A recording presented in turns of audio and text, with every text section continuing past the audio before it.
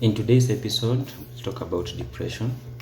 We know depression is one of the major mental illnesses that people are battling. According to the World Health Organization, approximately 300 million adults live with depression. That tells us eating. We talk about eating because when people are struggling with depression, some tend to eat too much, some tend not to eat at all, or some tend to have reduced appetite. This can be notable by checking on the weight. You might realize that one has weight more rapidly, or rather someone has lost weight significantly, and there's nothing you can attribute to it. The second thing is sleep. For someone who's battling with depression, some tend to sleep too much, or some tend to have problem getting sleep, or rather even if they have sleep, you get someone will be disturbed with nightmares, and their sleep pattern is generally disrupted. Number 3, the hygiene. Sometimes it feels like normal for someone to get up. 3, the hygiene. Sometimes it feels like normal for someone to just dress up, go on with daily life activities, but that's not easy. But for someone who's battling depression, this is something that is very hard for them to do because it looks like it's tiring and it's just draining. Number 4, isolation. When you talk about isolation is in many different ways. There are people who generally in life are introverted, and there are people who are extroverted. So when you talk, when someone is generally and totally isolated from the other people, they don't want to go to social gatherings, they don't want to get involved with other people. So this is someone who just wants to be by themselves. The other thing is excessive use of drugs.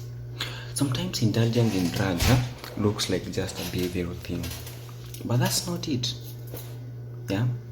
That's not it.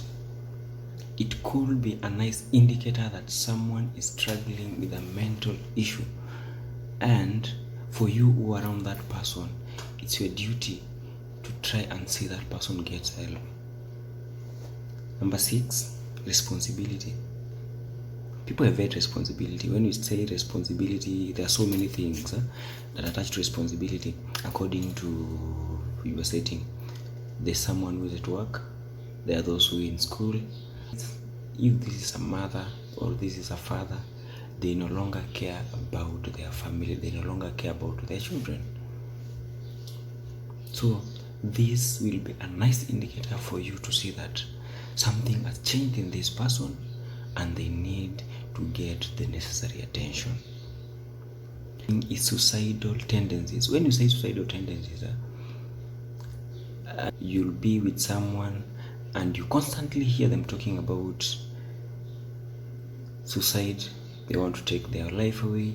They feel like life is unworthy. They feel like nothing is adding up. Don't ignore that.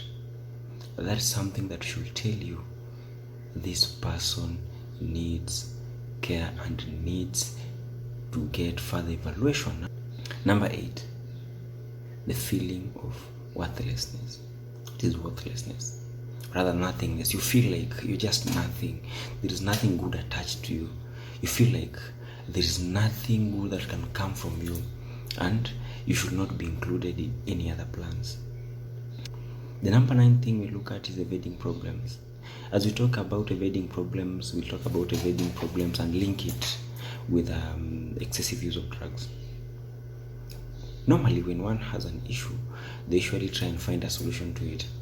But for someone who is battling depression, that's one thing that is very hard.